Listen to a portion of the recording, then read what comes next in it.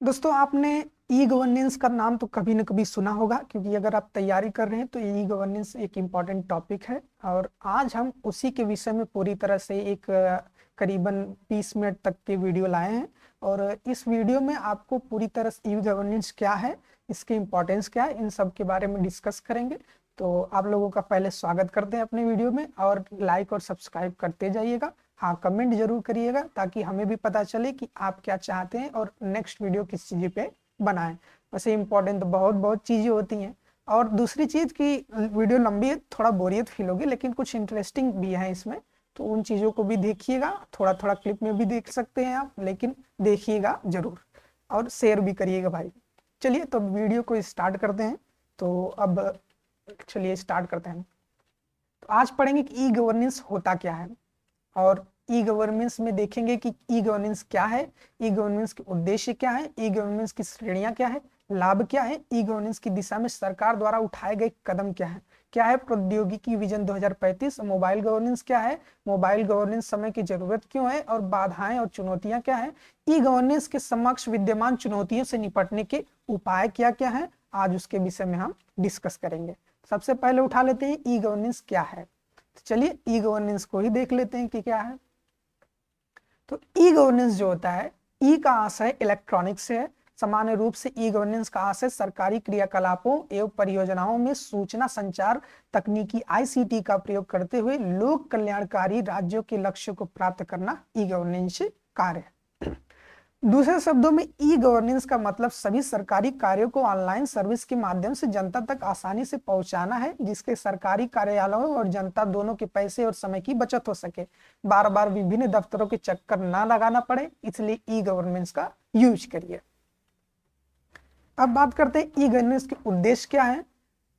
चलिए, तो e governance के जो उद्देश्य है, पहला है कि सरकार और नागरिकों में संवाद होना। ऑनलाइन सारी सुविधा होने के चलते नागरिक और सरकार के बीच अच्छे तरह से संवाद हो सकता है। कोई भी नागरिक अगर सरकार की सेवा से खुश नहीं है तो वो अपना फीडबैक सरकार को ऑनलाइन मदद से दे सकता है, जैसे आप मेरे कमेंट में फीडबैक दे सकते हैं। दूसरा है सरकार की प्रतिक्रियाओं जल्दी मिलना। आमतौर पर सरकार लोगों के प्रश्नों और समस्याओं का जवाब देने में बहुत समय ले लेती है। ई शासन का उद्देश्य इन जवाब देने वाली प्रतिक्रियाओं में लगने वाले समय को कम करना है, ताकि लोग जल्दी से जल्दी अपना जो भी है सॉल्यूशन प्राप्त करें। तीसरा है लोगों को डिजिटल बनाया। ई गवर्नेंस के इस्तेमाल करने के लिए लोगों को डिजिटल दुनिया से जोड़ना होगा। ऐसा करने से हमारे देश में लोगों को इंटरनेट का इस्तेमाल करना सीखना होगा। ई गवर्नेंस की श्रेणियां क्या है, अब उसके विषय में बात कर लेते हैं। वैसे तो ई गवर्नेंस में 5 श्रेणियां होती हैं, और पांचों की एक अलग प्रणाली तथा कार्य श्रृंखला होती है, जिसके तहत वह एक संपूर्ण सिस्टम के माध्यम से कार्य करती है। इस प्रकार कुछ इस निम्न में है, मतलब वो तो 2 बार लिख दिया है। तो पहला जो है G2G यानी गवर्नमेंट टू गवर्नमेंट, जब सूचना और सेवाओं का आदान प्रदान सरकार की परिधि में होता है, इसे G2G इंटरसेक्शन कहा जाता है। इस विभिन्न सरकारी संस्थाओं और राष्ट्रीय, राज्य और स्थानीय सरकारी संस्थाओं और इकाइयों के भिन्न बीच यह कार्य करता है। देखिए, दूसरा है G2C यानी गवर्नमेंट टू सिटीजन। यह सरकार और आम जनता के बीच बातचीत को G2C कहते हैं। यह एक प्रक्रिया सरकार और नागरिकों के बीच स्थापित की गई, जिसमें नागरिक विभिन्न प्रकार की सार्वजनिक सेवाओं तथा पहुंच सकते हैं, मतलब सेवाओं तक पहुंच सकते हैं। नागरिकों को किसी भी समय कहीं भी सरकारी नीतियों पर अपने विचार और शिकायत साझा करने की स्वतंत्रता होगी। तीसरे पे बात कर लेते हैं, तो तीसरा है वो है G2B यानी गवर्नमेंट टू बिजनेस। इसमें ई गवर्नेंस बिजनेस क्लास का सरकार के साथ सहज तरीकों से बातचीत करने में मदद करता है। इसका उद्देश्य व्यापार के माहौल में और सरकार के बातचीत करते समय पारदर्शिता स्थापित करना होगा। चौथा है G2E यानी गवर्नमेंट टू एम्प्लॉय। किसी भी देश की सरकार सबसे बड़ी नियोक्ता है, और इसलिए यह नियमित आधार पर कर्मचारियों के साथ काम करती है। यह श्रेणी सरकार और कर्मचारियों के बीच कुशलता और तेजी से संपर्क बनाने में मदद करती है, साथ ही उनके लाभ को बढ़ाकर उनके संतुष्टि स्तर तक पहुंचाने में भी मदद करती है। तो अब हमने पढ़ लिया 4, पांचवा देखते हैं C2C, यानी नागरिक से नागरिक तक। यह श्रेणी सिटीजन टू सिटीजन, एक श्रेणी में नागरिकों को पारस्परिक संपर्क होता है। इन उपयोग श्रेणियां हैं, जैसे ई से इफिशियंसी है, स्तरीकरण इंप्रूवमेंट है, प्रभावशीलता है, इफेक्टिवनेस है, इकोनॉमिक एंड सोशल डेवलपमेंट यानी आर्थिक और सामाजिक विकास है, संबंधित सेवा है, इनहैंस सर्विस जैसे तत्वों को हासिल करने का प्रयास भी इसमें दिया जा रहा है, जो कि खाता है C2C। चलिए अब वीडियो में अब ये देख लीजिए, इसमें भी इन्हांसमेंट जो किया गया, सोशल इकोनॉमिक इम्पैक्ट जो बढ़ाया जाता है उसके बारे में भी बताया है। नेक्स्ट पढ़ते हैं कि ई गवर्नेंस के लाभ क्या है, उसको देख लेते हैं। तो ई गवर्नेंस में क्या होता है, पहला जो होता है कि कार्य में तेजी होगी। सभी महत्वपूर्ण सरकारी कामों को ऑनलाइन जोड़ने की वजह से हर तरह के कार्य में तेजी आएगी। जहां किसी भी कार्य को करने में 2 से 3 दिन लग जाते थे, अब वो केवल 4-5 घंटों में ही हो जाएगा, यानी चंद घंटों में हो जाएगा। ये देखिए यहाँ पर मैप भी बनाया है इसका। दूसरा है पारदर्शिता, सभी कार्यों में ऑनलाइन होने से एक पारदर्शिता बढ़ जाएगी, जिसकी मदद से कोई भी कार्य गलत तरीके से नहीं हो सकता। इतना ही नहीं, हर सरकारी कार्यों की जानकारी इंटरनेट से भी उपलब्ध होती रहेगी। इसमें कोई भी नागरिक आसानी से सरकार के बारे में जानकारी ले सकता है। नेक्स्ट बात करेंगे तीसरा कि लागत में कटौती। ई गवर्नेंस की मदद से काफी चीजों पर आने वाली खर्चों में भी कटौती होती रहती है। उदाहरण के लिए, जब आप किसी आवेदन का ऑनलाइन भरते हैं, आपको किसी भी तरह के कागज का इस्तेमाल नहीं करना पड़ता। इस तरह से सरकारी दफ्तरों में भी कागज का इस्तेमाल कम आएगा। और चौथी जो है जवाबदेही, यानी सरकार द्वारा किए जा रहे कार्यों को पारदर्शिता मिलने के चलते सरकार की जवाबदेही बढ़ जाएगी, जिसके तहत सरकार को लोगों के जवाब देना और उत्तरदायित्व बढ़ जाता है। ऐसे में कोई भी गलत काम होने पर संभावनाएं कम होती हैं। इतना ही नहीं, सरकारी दफ्तरों में काम करने वाले लोगों पर भी सही तरह से कार्य करने की जिम्मेदारी होती है। मैप भी देखते चलिएगा आप लोग। होता है कि लोगों के लिए फायदेमंद ई गवर्नेंस के कारण हमारे देश के गांवों के लोग कभी कंप्यूटर शिक्षा हासिल करने के लिए प्रेरित होंगे।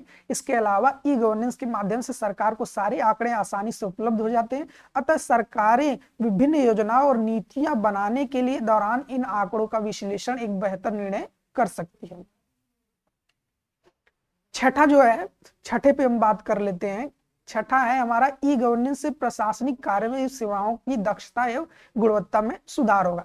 उदाहरण के लिए, सब्सिडी का सीधे हितग्राही के बैंक खाते में जाना, यह सुनिश्चित होता है कि उचित व्यक्ति को लाभ मिला है, किसी और को नहीं मिला। अब बात करते हैं ई शासन के क्षेत्र में भारत सरकार की पहल क्या है। चलिए इसे भी देख लेते हैं। और राष्ट्रीय ई गवर्नेंस योजना क्या है, चलिए इसको भी डिस्कस करते हैं। तो राष्ट्रीय ई गवर्नेंस योजना जो है वो 2006 में शुरू की गई। इसका लक्ष्य कॉमन सर्विस सेंटर के जरिए आम नागरिकों को सभी सरकारी सेवाओं तक पहुंच प्रदान करने में सक्षमता, पारदर्शिता और विश्वसनीयता सुनिश्चित कराना होगा।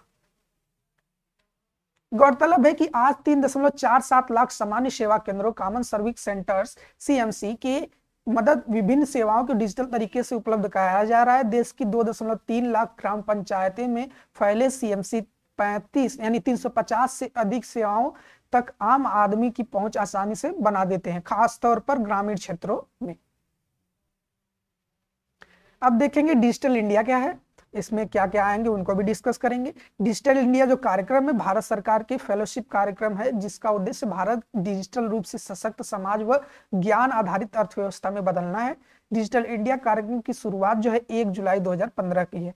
ये इंपॉर्टेंट डेट है, प्रधानमंत्री द्वारा की गई। इस कार्यक्रम के तहत ग्रामीण क्षेत्रों को हाई स्पीड नेटवर्क क्षेत्रों से जोड़ने की योजना है। वैसे अभी ये पता नहीं चला कि कब तक ये जोड़ा जाएगा। अब बात कर लेते हैं प्रत्यक्ष लाभ अंतरण क्या है, उसके विषय में देख लेते हैं। तो डायरेक्ट बेनिफिट जो है ट्रांसफर, प्रत्यक्ष लाभ अंतरण सरकार की ओर से दिए जाने वाले फायदे को सीधे लाभार्थियों के बैंक खातों में अंतरित कराना है। इसके जरिए 440 कार्यक्रमों में सम्मानित किया गया है, जो 7,33,981 करोड़ रुपए वितरित किए गए हैं। इसके तहत 1,41,667 करोड़ रुपए की बचत हुई है। अब देखते हैं डिजिटल लॉकर क्या है, ये भी इंपॉर्टेंट है आपके लिए। तो यह स्कीम प्रधानमंत्री नरेंद्र मोदी जी के द्वारा डिजिटल इंडिया प्रोग्राम का महत्वपूर्ण हिस्सा है। इंटरनेट के आधारित इस सेवा के जरिए आप जन्म प्रमाण पत्र, पासपोर्ट, शैक्षणिक प्रमाण पत्र जैसे आम दस्तावेज को ऑनलाइन रख सकते हैं। डिजिटल स्कीम का उद्देश्य दस्तावेज को कागजी रूप को कम करना है। आप इसमें जो भी जरूरी डॉक्यूमेंट है उसे जमा करिए, मतलब अपलोड करिए। दूसरा है प्रधानमंत्री ग्रामीण डिजिटल योजना साक्षरता अभियान है। पीएमजी दिशा प्रधानमंत्री ग्रामीण डिजिटल साक्षर अभियान स्किल इंडिया योजना के तहत शुरू किया गया एक प्रोजेक्ट है। 6 करोड़ भारतीयों घरों को डिजिटल साक्षरता बनाने के लिए ये यूज किया जाएगा। माई गवर्नमेंट जो है उसे भी देख लीजिए। माई गवर्नमेंट का जो साझा करता है, डिजिटल प्लेटफॉर्म उपलब्ध कराता है, जिसमें नागरिकों की सरकारी कार्यक्रमों या योजनाओं के बारे में विचार साझा कर सकते हैं कि ये कैसा हुआ है, कैसा नहीं हुआ, अपना फीडबैक दे सकते हैं। MCA 21 क्या है, अब उसके बारे में भी जान लेते हैं कि MCA यह भारत सरकार के कॉर्पोरेट मामलों के मंत्रालय द्वारा शुरू की गई परियोजना है, जिसके सभी हितधारकों की समबद्ध और गुणवत्तापूर्ण कार्य को बताएगा। उमंग ऐप बहुत इंपॉर्टेंट है। उमंग ऐप को जो है जरूर इंस्टॉल करिए इसमें, क्योंकि बहुत सी सेवाएं आपको फ्री में मिलेंगी और आप एक ही जगह से सारी चीजों को मतलब मॉनिटर कर सकते हैं। अपनी सारी चीजों को आपको 10 ऐप नहीं यूज करना पड़ेगा। वैसे काफी एग्जामों में इसके बारे में बहुत ज्यादा प्रश्न आए थे, लेकिन ये मुझे नहीं लगता कि ज्यादा उच्च स्तर पे इसको यूज किया जाएगा। अब उमंग ऐप यानी unified mobile application for new age governance, अर्थात न्यू एज युग के शासन के लिए एकीकृत मोबाइल एप्लीकेशन। उद्देश्य ई गवर्नेंस को मोबाइल प्रथम बनाना है। इसका विकास इलेक्ट्रॉनिक और सूचना प्रौद्योगिकी मंत्रालय तथा राष्ट्रीय ई गवर्नेंस डिजाइन द्वारा किया गया है। यह एक विकासमान मंच है जो भारत के नागरिकों को अखिल भारतीय सेवा में मदद करेगा। उमंग इन सेवाओं से केंद्रीय, राज्य, स्थानीय निकायों और सरकार की एजेंसियों की सेवाएं भी शामिल हैं, जिनके लिए ऐप, वेब, SMS, IVR चैनलों के जरिए एक्सेस प्रदान की जाएगी। क्या है प्रौद्योगिकी विजन 2035, उसके बारे में भी जान लेते हैं। अब प्रौद्योगिकी विजन 3 जनवरी 2016 को 103वीं भारतीय विज्ञान कांग्रेस का उद्घाटन करते हुए प्रधानमंत्री ने प्रौद्योगिकी जन दस्तावेज 2035 का अनावरण किया। दस्तावेज में वर्ष 2035 के लिए भारतीयों का उल्लेख करते हुए उनकी आवश्यकताओं को पूरा करने के लिए आवश्यक प्रौद्योगिकी का विवरण दिया है। यह वर्ष 2035 में उपलब्ध होने वाली प्रौद्योगिकियों का उल्लेख ही नहीं करता, बल्कि उन्हें विजन में ही है, जिसके तहत हमारे देश के नागरिक वर्ष 2035 में किस तरह से प्रौद्योगिकी का इस्तेमाल करें, इसका ब्यौरा भी है। उल्लेखनीय है कि प्रौद्योगिकी का सूचना पूर्वानुमान एवं मूल्यांकन परिषद टाइफेक ने प्रौद्योगिकी विजन 2035 दस्तावेज तैयार किया है। प्रौद्योगिकी विजन 2035 दस्तावेज के 12 चिन्हित क्षेत्रों में से एक सूचना और संचार प्रौद्योगिकी यानी ICT भी सूचना और संचार प्रौद्योगिकी से जुड़ा रोडमैप है। ई गवर्नेंस को प्रोत्साहित करने वाला वैज्ञानिक और नीति निर्माताओं को प्रेरित करेगा। यह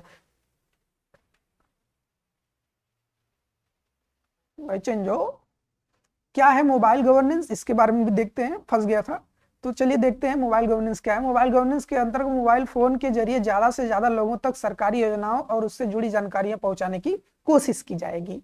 मोबाइल दूर दराज के इलाके और गांव में भी अब आम हो चले, इसलिए इसके जरिए लोगों तक सुविधाएं पहुंचाने पहले के मुकाबले काफी आसान हो गया है। और अब जो मोबाइल गवर्नमेंट से ई गवर्नेंस है उसका भी यूज अच्छे खासे तरीके से होगा। सूचना के अधिकार की जानकारी, आधार कार्ड और बैंक की संबंधित जानकारी, वोटर ID बनवाने के लिए जानकारी, यहाँ तक कि नरेगा से संबंधित जानकारी भी मोबाइल के जरिए पहुंचाई जा रही है। सरकार का दावा है कि भारत मोबाइल माध्यम से रोजाना 30 लाख लोगों तक सरकारी सुविधाएं उपलब्ध कराता है।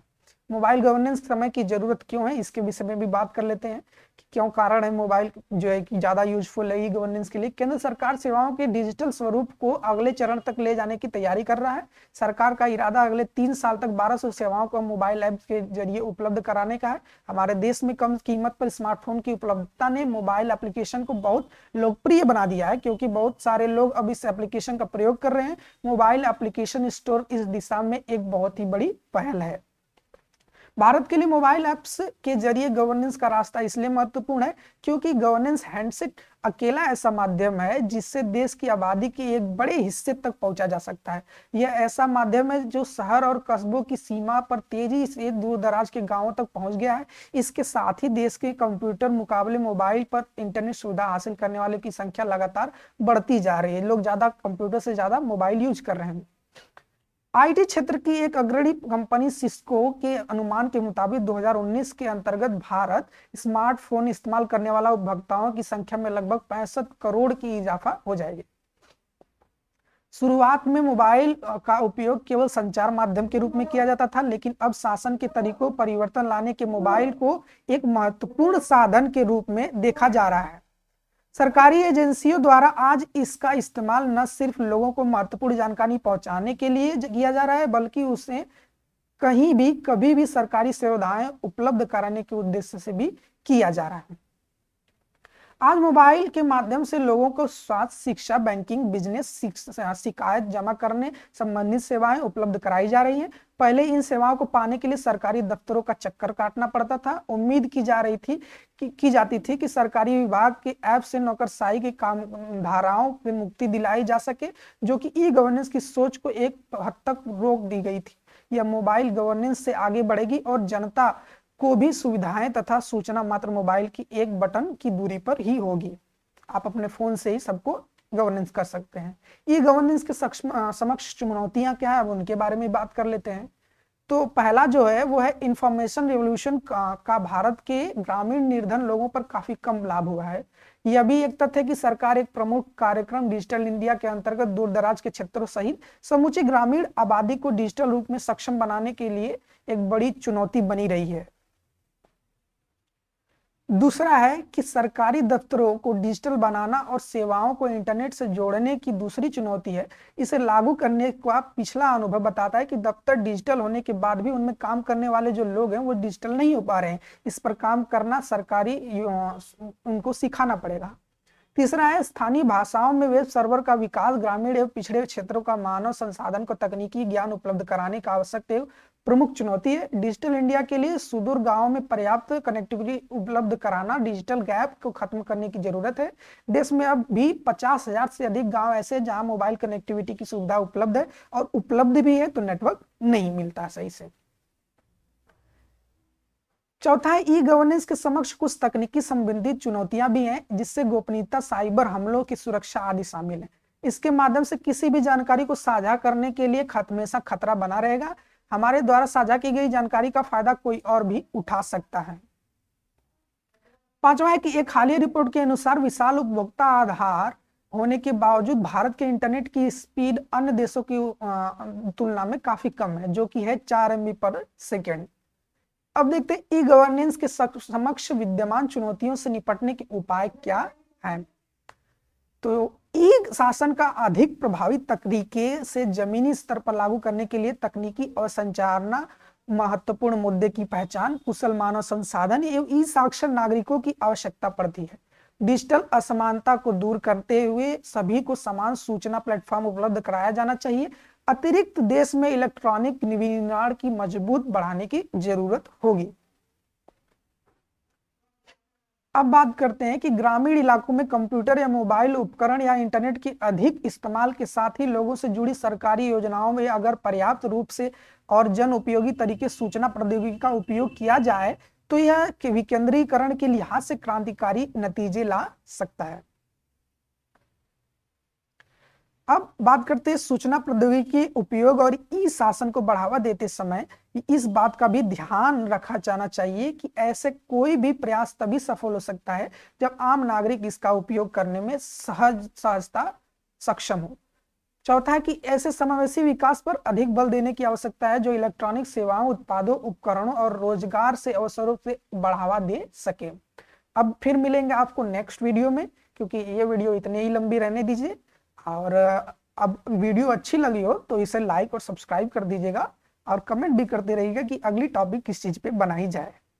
तो आज के लिए बस इतना ही।